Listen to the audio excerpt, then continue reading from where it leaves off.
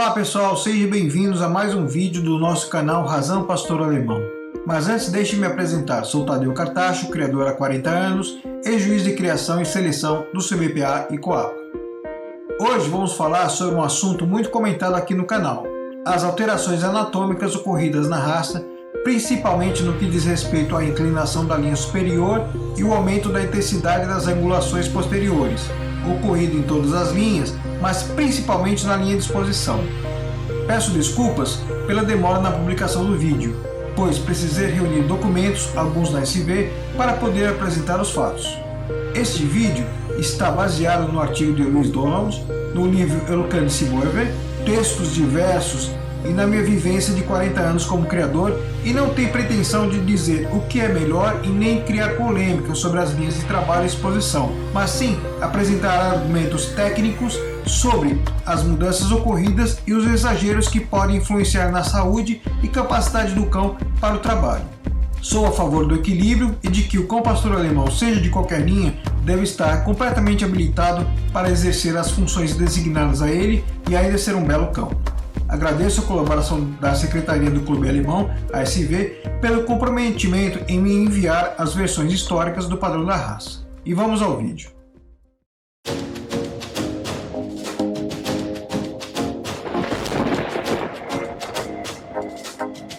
Comparado a muitas raças de cães, o pastor alemão existe há um período relativamente curto, cerca de 123 anos.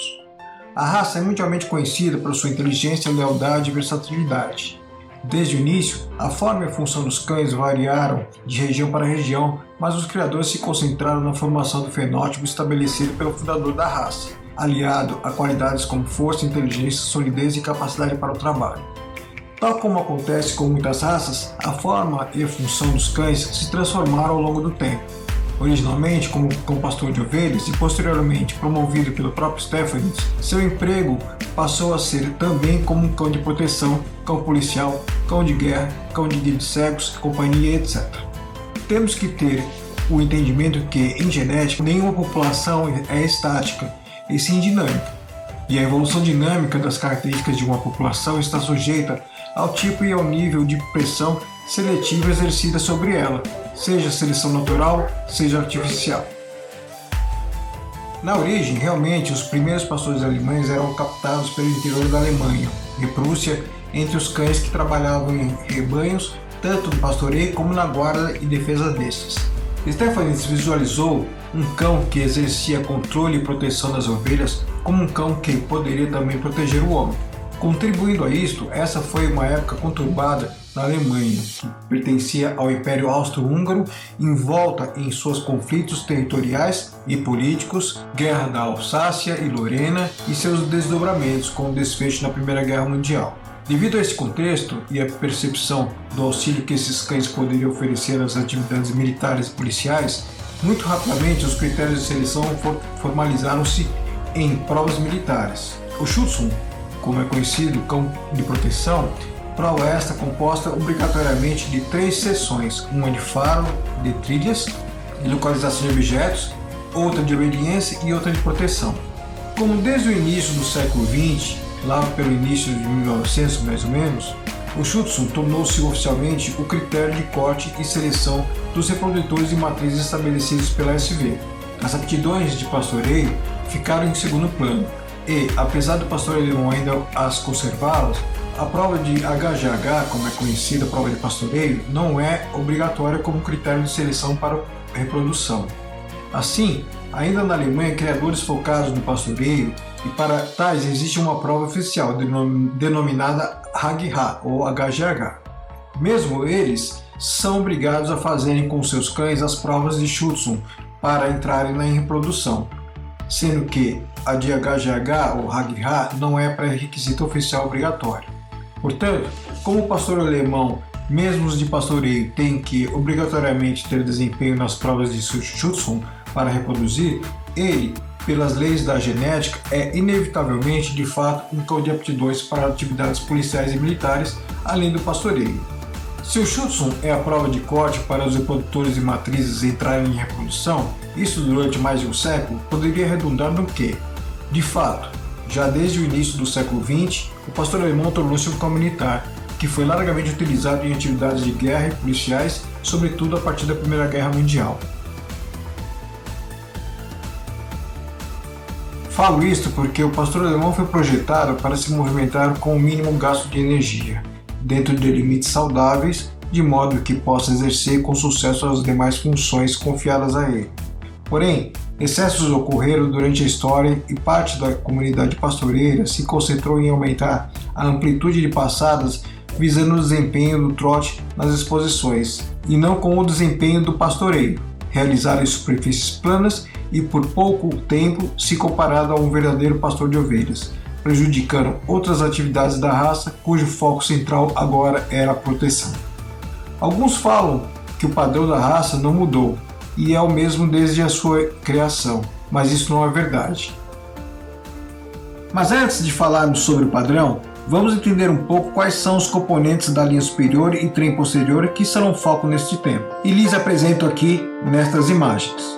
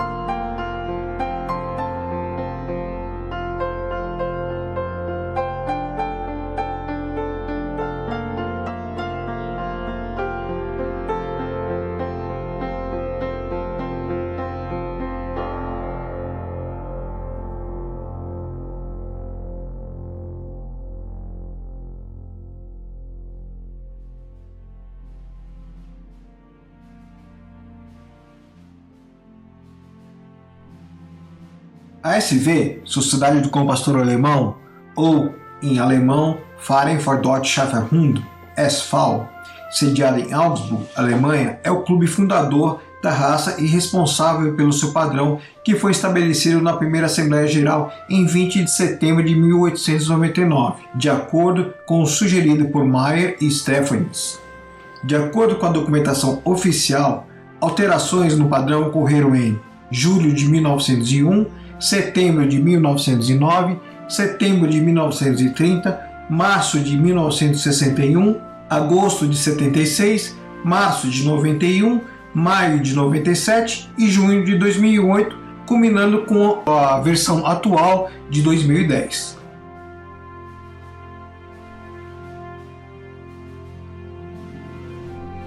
Se um questionário for enviado a todos os juízes de cães de trabalho licenciados em todo o mundo e a um número substancial do público em geral, com a seguinte pergunta: qual é o aspecto mais difícil do pastor alemão para você entender ou aceitar? A resposta retumbante seria as costas, a linha superior, hoje chamada por muitos de rebaixada. Só por essa razão, esse aspecto do cão merece uma discussão detalhada. Como estamos falando principalmente das alterações mais percebidas na linha superior e trem posterior, vamos relatar as alterações ocorridas em cada uma das versões. Em ordem cronológica, a seção dos padrões oficiais que se relacionam com o dorso e a linha superior é a seguinte.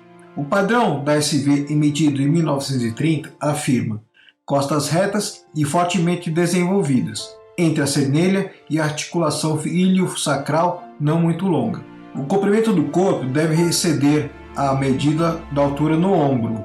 Cães que são curtos em comprimento total, pernas altas ou quadrados, devem ser preteridos. O pastor alemão não deve ser um cão caçador louco. A agilidade necessária para o pastoreio é alcançada através da força e das angulações do posterior. lombo largo e forte, garupa longa e ligeiramente inclinada. Não vou ler aqui todas as versões e mudanças ocorridas no padrão da SV, mas vale ressaltar que, em 1976, houve a primeira citação com relação à inclinação da linha superior em direção à garupa. E o atual padrão é a versão feita em 2010 tanto para a FCI como para a SV, e relata o seguinte: a linha superior vai da base do pescoço através da canelha alta e longa e através do dorso reto em direção à garupa levemente inclinada, sem interrupção visível. O dorso é moderadamente longo, firme, forte e bem musculoso.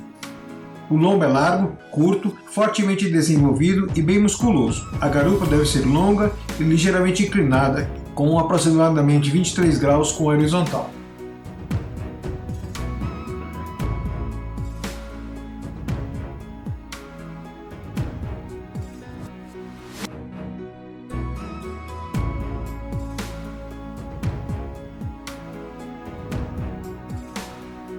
Stefanes, fundador da raça, foi claro sobre a questão do dorso.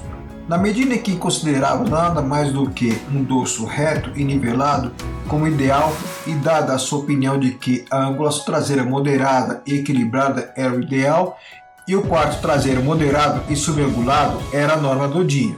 Ao longo do tempo, a SV passou a descrever a linha superior como uma linha nivelada para uma ligeiramente inclinada para trás, para descartar totalmente todas as referências à relatividade das costas para a horizontal. Também observei alguns cães, geralmente machos e curiosamente quase sempre associados a uma cabeça distintamente masculina, onde os planos do crânio e do focinho estão desalinhados, fora do paralelo. Diante disso, devo dizer que achei curioso e surpreendente que o requisito do padrão para planos paralelos do crânio e focinho tenha sido excluído do padrão mais atual, de dezembro de 2010.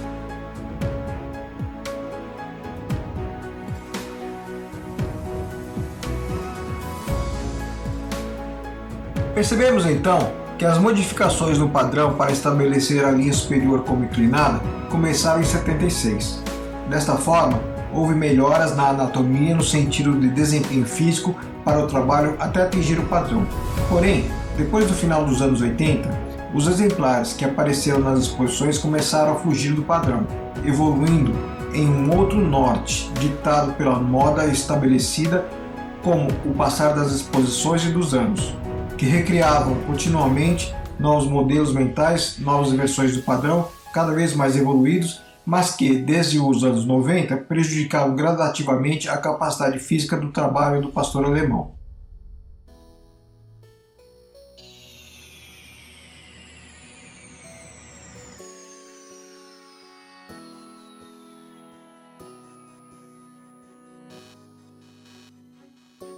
Vamos agora discutir o assunto.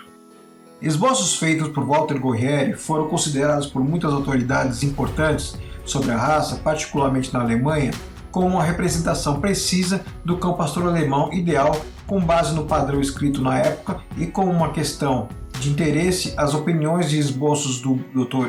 tiveram uma consideração importante na revisão do padrão de 61 e teve um impacto significativo em suas emendas subsequentes de 76.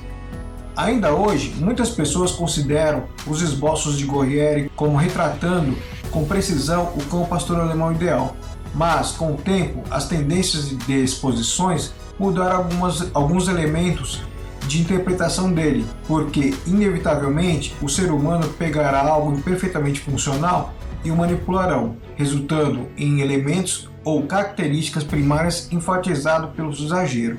Muitas vezes, esse exagero começa por um exagero de desenvolvimento intencional, mas na maioria das vezes não intencional, dentro de um canil de criação de alguém de influência, e a característica exagerada eventualmente se desenvolve a ponto de ser uma característica e marca registrada desse canil.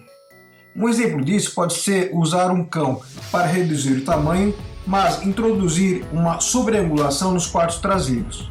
O dono do canil então vende o exagero como uma melhoria, dizendo que o exagero é melhor, e na maioria das vezes o seu melhor não é melhor, mas sua influência como criador e ou juiz atinge um terreno fértil dentro de sua comitiva imediata e dentro do seu campo de influência.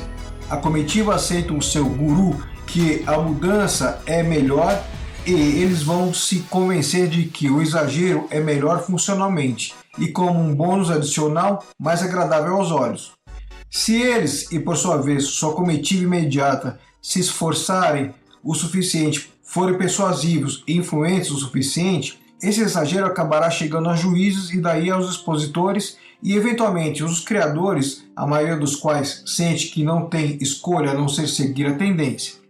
Alguns criadores não seguem a tendência e se a tendência for forte o suficiente, eles passam de um canil de importância e grande importância para um de total obscuridade. A história dos cães está repleta destes eventos e canis.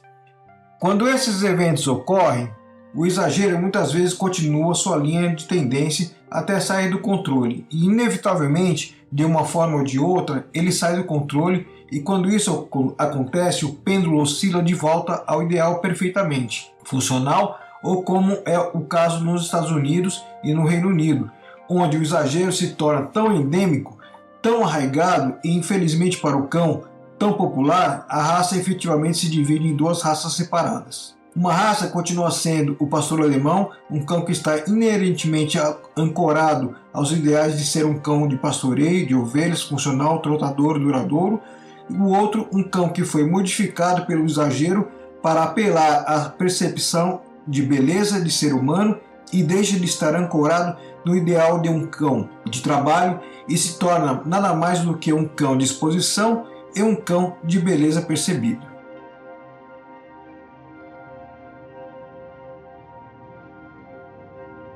Se as costas retas são desejadas porque são consideradas mais fortes, assim como uma ponte, as costas curvas não são ainda melhores? Se você está falando de uma ponte estática e inflexível, a resposta seria sim. Mas se você está falando de um cão de trabalho ágil, trote e fluido, onde é necessária a flexão das costas para cima e para os lados, a resposta é não. Se o padrão afirma que os posteriores devem ser fortes, bem musculosos, poderosos e capazes de carregar o corpo sem esforço para frente, então ossos mais longos nos posteriores que darão músculos mais longos e, portanto, maior massa muscular e assume-se maior impulso do quarto traseiro, não são melhores? Se você disser que sim, aceite minha resposta com o consolo de saber que você está na grande maioria, mas a resposta é não. Alguns fatos bastante básicos e fundamentais podem ajudar a fornecer uma compreensão de minhas respostas e ao mesmo tempo fornecer algo para contemplar. Mas, dito isto, se você está interessado apenas no pastor alemão como um cão de exposição e com uma estética agradável e não acredita no conceito ideal de que o pastor alemão é fundamentalmente e inerentemente um cão de trabalho, então um cão apenas bonito e que pode trotar com passadas amplas em terreno plano lhe atenderá. Há uma paixão extraordinária e compreensível dentro da fraternidade do pastor alemão pelos cães poderosos, velozes, determinados e aparentemente desafiadores da gravidade, suspensos na marcha aérea. Esta é uma das características mais originais e procuradas na nossa raça.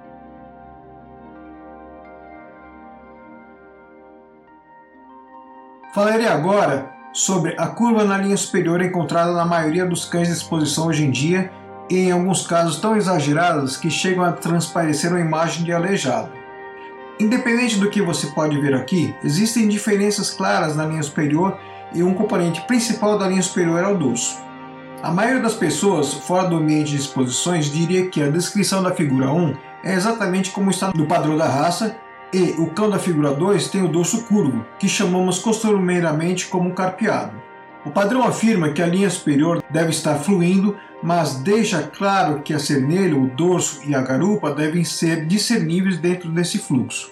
O fluxo é criado pela conexão suave e relativamente perfeita da cernelha, dorso e garupa, ou seja, desprovida de ângulos especialmente óbvios. Não há nenhum argumento de que o padrão atual afirme claramente que as costas devem ser retas, mas existem opiniões divergentes sobre se, em postura ou em movimento, as costas devem ser niveladas. levemente inclinadas ou inclinadas. Essas opiniões e crenças variadas não são ajudadas pelo fato de que a descrição da linha superior é algo que variou através de diferentes edições do padrão da SV e FCI e através de traduções e interpretações dessas várias edições. Digo tradução e interpretação porque a interpretação do padrão oficial da SV variou de um país para outro e isso também é evidente nas traduções da FCI e VDH. As palavras muito leve ou leve se prestam à interpretação e, como tal, a definição de leve, conforme usada no padrão, varia de pessoa para pessoa. Dependendo da definição da palavra leve, muitas pessoas diriam, em relação ao cão representado na figura 2, que há uma curva leve, mas discernível, não apenas nas costas, mas em toda a linha superior, parecendo começar na base do pescoço e terminando no final da garupa. Para algumas pessoas, especialmente aquelas que não estão diretamente envolvidas na raça, parece que a linha superior é uma peça, uma curva contínua e inclinada para baixo e que a definição clara de celeira, dorso e garupa praticamente desapareceu. Trata-se de uma melhoria bem pensada, bem gerida, bem contida, afinada, evolutiva, funcional ou é um impedimento para que o cão não possa ser penalizado até certo ponto? É uma mudança de tendência na linha superior que, quando atinge sua manifestação mais extrema, terá um efeito negativo na capacidade do cão de funcionar adequadamente como cão de trabalho. E, na minha opinião, tais exageros, de alguma forma, impedem a capacidade do cão de desempenhar sua função inerente como um cão de trabalho tão bem e tão eficazmente quanto o cão da figura 1.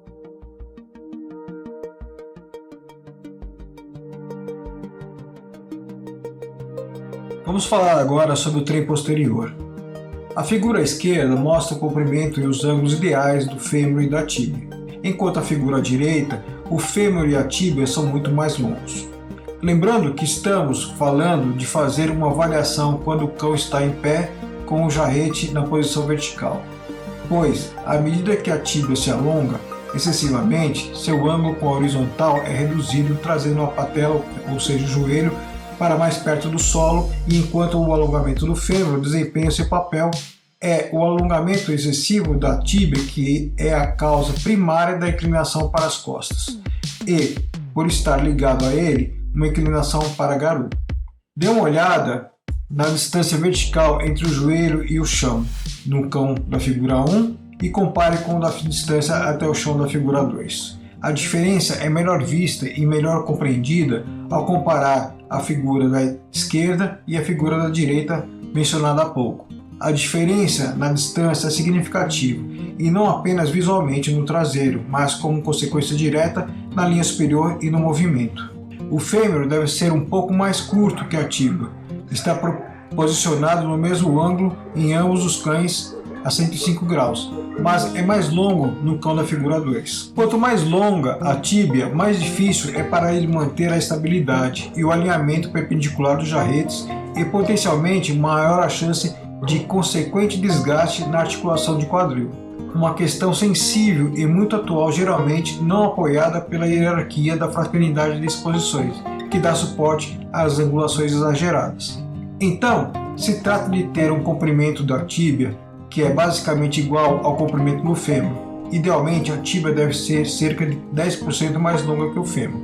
Menciono e explico essa característica para, principalmente o novato, possa ter uma compreensão dos fundamentos básicos do movimento. Ao contrário da opinião popular contemporânea, para um cão de trote e resistência melhor servir a sua função primordial e provavelmente para o seu bem-estar, menos angulação, quando está balanceada e equilibrada, é muito melhor do que sobreangulação. E, na minha humilde opinião, deve ser tratado como um tal no ringue de exposição pelos juízes.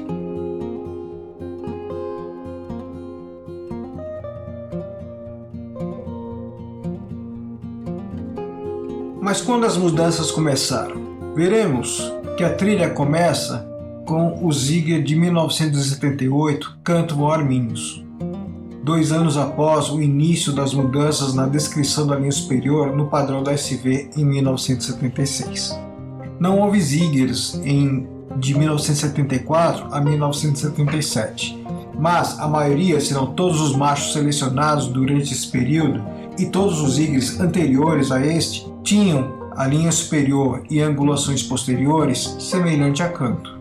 Se você voltar no tempo, começando com o Ziegler Hof von Osnabrücker Land de 1951, o cão que foi um ponto de transição no desenvolvimento da raça em relação ao tipo e o cão que efetivamente definiu o futuro da raça como conhecemos hoje, você verá que de Hof até Quando Vão Arminius, de 1986, período de 35 anos, a senelha, dorso e garupa eram definidos.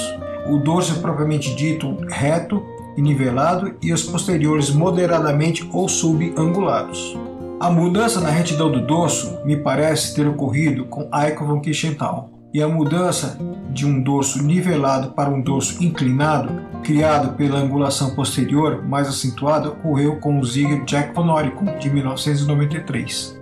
A partir de 93, nem todos, mas a maioria dos pastores alemães de influência na Alemanha e, portanto, no resto do mundo, apresentavam as características marcantes de um dorso inclinado e ligeiramente curvado, e forte angulação posterior. A opinião geral é que a linha superior, os quartos traseiros, o comprimento do tronco e, de fato, o tipo mudaram quando Hermann Martin, presidente da SV de 82 a 94, substituiu o Dr. Hamel, presidente da SV de 71 a 82. Em relação ao comprimento, não há dúvida em minha mente de que Dr. Hamel perpetuou as ideias inerentes ao cão de trabalho e o tipo do Dr. Funk, que antecedeu e que ele preferia a relação altura-comprimento menos alongada, de 9 para 10, enquanto Hermann Martin e, claro, o influente força motriz, seu irmão Walter Martin, tinha preferência por um cão mais alongado, ricamente colorido e bem torneado. O alongamento das costas e do fêmur mais longo e no quarto traseiro foi introduzido por Walter quando ele usou um cão chamado Hein von Königsbruch para produzir canto vineral, de vida relativamente curta, controverso, mas extremamente influente. Enquanto o canto teve grande influência direta na raça, este alongamento do dorso foi reforçado mais tarde por Walter Martin com Zimmer von der Wienerau. Em contrapartida, Walter dizia que, quando Hof Osnabrücker Land entrou no ringue com o Dr. Funk, ele era um cão muito impressionante, muito masculino, mas não tinha um movimento espetacular e poderoso como alguns dos seus concorrentes. No entanto, sua energia e movimentação eficaz, equilibrada, firme, mas conservadora, era exatamente a mesma no início da avaliação da marcha e após 3 horas no trote contínuo. Potter disse que, contrário de algumas de seus competidores de movimento mais espetacular, Hof completou a classe tão fresco quando entrou no ringue. Ele disse que este era o melhor exemplo que ele poderia dar, que era o resultado de um cão em forma e equilibrado, possuindo angulação moderada e não acentuada. Por uma série de razões, Hof era um pouco como o cão representado na figura 1.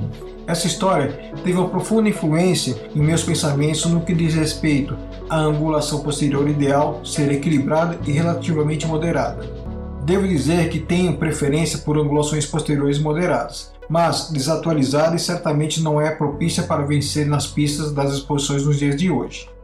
Não há dúvida de que, desde o início, Hermann estava comprometido com um tipo diferente do Dr. Hamel, e com isso veio uma linha superior diferente e, na mente de Hermann, uma linha superior mais forte e funcionalmente eficaz. Ao olhar para trás, um dos primeiros cães alemães que vi, que tinha costas curvas, foi no final de 88, e foi Dachs von der Wienerau. Lembro que, quando Hermann Martin assumiu com a concessão do seu primeiro Ziegler em 1983 para Ding von Hausgero, pelos primeiros 5 anos todos os seus Ziegers tiveram uma linha superior reta e nivelada. Porém, isso mudou em 88, coincidentemente, o mesmo ano em que vi Dachs, quando ele concedeu o título de Ziegler a Aiko von Kiesyenthal. Este foi o início de uma mudança sutil na linha de dorso e sua relação com a definição de cernelha. Hermann não teve nenhum problema com as costas que passaram de retas para uma inclinação muito leve, mas perceptível, e daí surgiu a nova visão do mundo que, como uma ponte, como uma curva leve, e eu vou enfatizar a palavra leve, deve ser mais forte do que um dorso reto, e desde que a cernelha fosse alta e durante o movimento a posição da cernelha estivesse acima do ponto mais alto do dorso, Mesmo que mínimo, isso era uma melhoria a ser perpetuada. Parece-me que quando Peter Messler assumiu o lugar de Hermann, seus ziggers eram, a esse respeito, variáveis e oscilantes, com costas retas e costas levemente curvadas. Mas como o Dr. Funk, Dr. Hammond e Hermann Martin, Messler sustentou o melhor que pôde o princípio de que um cão de trabalho não deve ser excessivamente angulado no traseiro. Quando Messler foi substituído como presidente, tudo mudou. Juízes orientados para exposições assumiram o lugar e mataram os princípios do cão de trabalho de Messler, e o princípio de que apenas o presidente da SV deve julgar os machos da classe cães de trabalho na ziga chegou ao fim. Esta foi uma mudança profunda em 100 anos de prática e disciplina da SV e o início de uma nova era. A primeira exposição sobre a nova política foi julgada por Eric Oschler, que concedeu o título de Ziegler de 2003 a Bax von Wiesenstrasse. Esse foi o primeiro Ziegler que passou de ter uma coluna ligeiramente inclinada para as combinações de um dorso levemente curvado e a angulação posterior acentuada, e por causa disso, uma linha superior decididamente inclinada. Isto foi seguido por Eric Oschler em 2004, com o Ziegler Laros von Batu, um cão que ele criou e, embora as costas de Laros não fossem curvas, seus quartos traseiros eram muito angulados e, consequentemente, sua linha superior era decididamente inclinada. Em 2005, Heinz Scherer seguiu Eric e deu a Laros o título de Ziegler, e em 2006 ele cimentou bem e verdadeiramente no lugar de duas características de uma linha superior ligeiramente curva e decididamente inclinada, associada à angulação posterior acentuada com os Zamp von Termanus. Assim como Rolf von Osnabrücker-Lang, Zamp tornou-se, em minha opinião, o novo tipo. É um cão que agora é o modelo que praticamente dita o que ganha nas exposições especializadas de pastor alemão em todo o mundo. Mesmo que seu pai, Quantum, tenha um dorso reto e angulação traseira equilibrada, o dorso ligeiramente curvo característico está bem enraizado em vários ancestrais, como Jack Monônico, que quando jovem tinha vértice nas costas, Odin von Tannhäuser e Shannon, e a angulação posterior profunda podem ser vistos como vindos da linha mãe através de Esco von Denistenhof, que tinha uma ligeira curva e vértice nas costas. Em 2007, Reinhard Maier deu o título de Ziegler a Pacros do Mental, um filho de Bax, e isso consolidou o legado de Bax, de costas curvadas e angulação traseira excessivamente profunda. Em 2008 e 2009, Reinhard Maier deu o título a de Ziegler ao filho de Pacros, Vegas do Halbmansar, e isso consolidou as características de uma linha superior levemente curvada e inclinada, com angulação acentuada dos quartos traseiros, agora inerentemente dominante através da mãe de Vegas, Rangon do Halbmansar. As seguintes fotografias dos Ziegers alemães do período referido aqui podem ajudar a mostrar a linha de tendência do desenvolvimento em relação à linha superior e angulação posterior. É uma grande pena, talvez até uma tragédia, que a SV em 61 tenha retirado do padrão de 38 e 48 as palavras "a agilidade necessária para pastoreio é alcançada através da força e das angulações do posterior".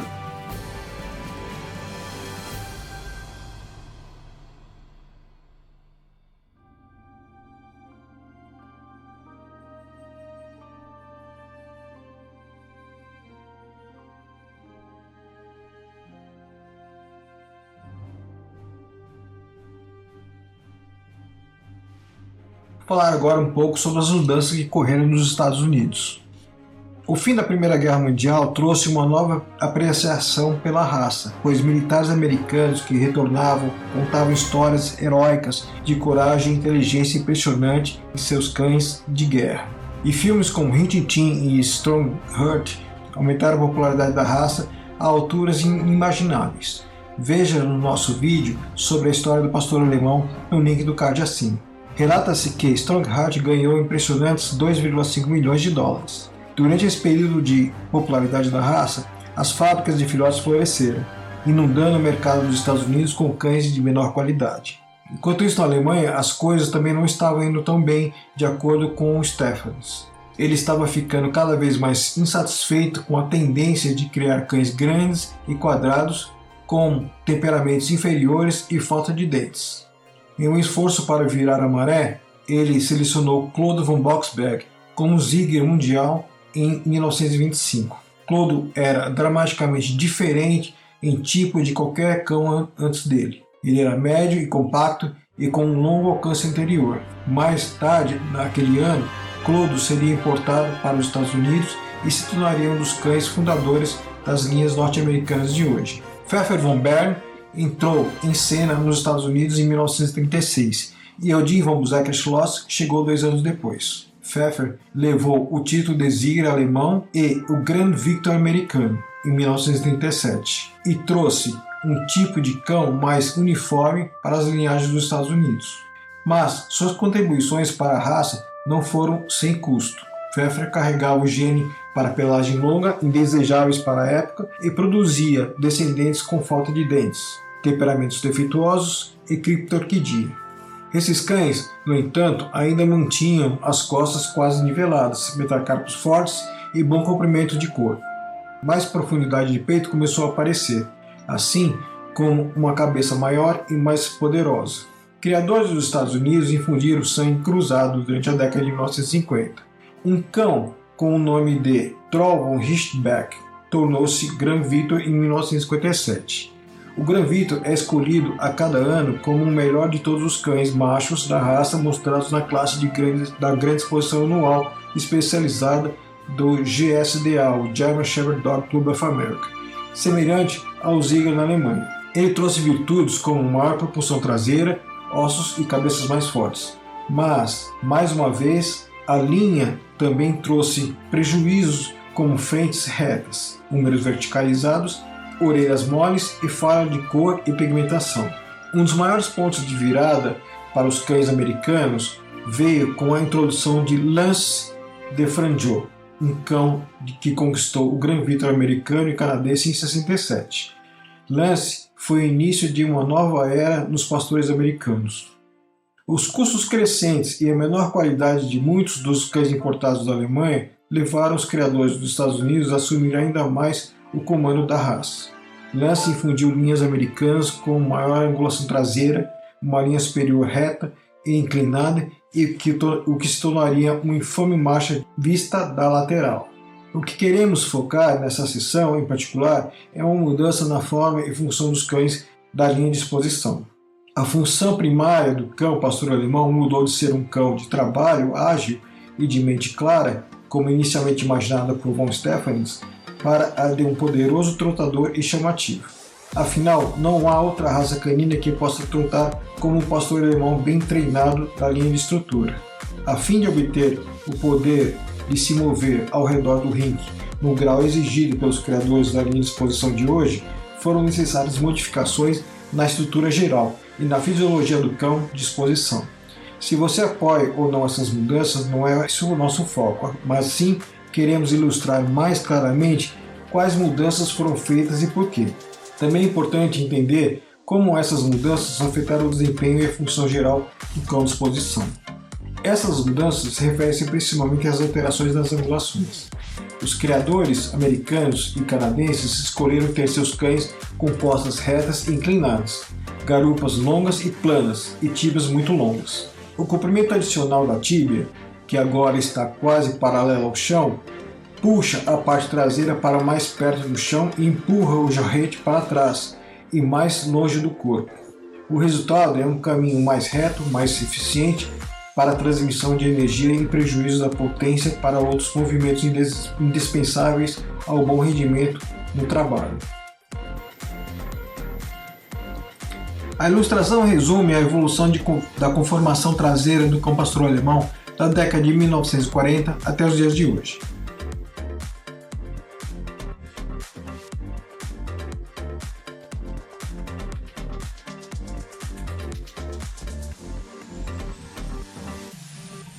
Este é um resumo dos prós e contras entre cães com angulações moderadas, dentro do padrão, e cães com excessivas angulações. E concluímos que cães com angulações moderadas têm maior resistência, capacidade para o trabalho, menos lesões nas articulações, maior saúde ortopédica, enquanto as excessivas angulações produzem cães mais rápidos em curtas distâncias, em terreno plano, porém com menor resistência e menor capacidade para o trabalho, além dos maiores riscos de saúde das articulações.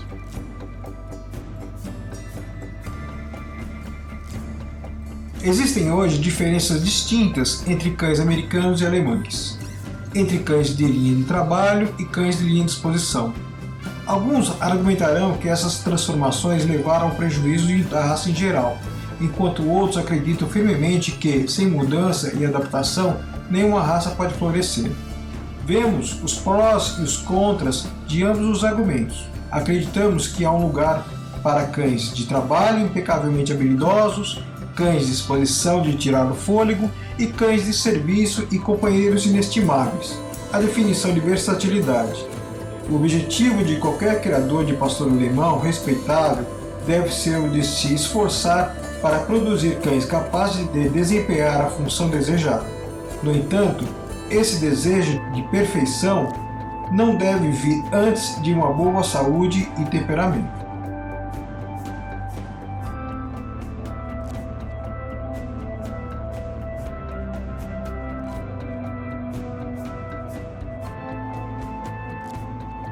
Bom pessoal, este é o vídeo de hoje, espero que tenham gostado.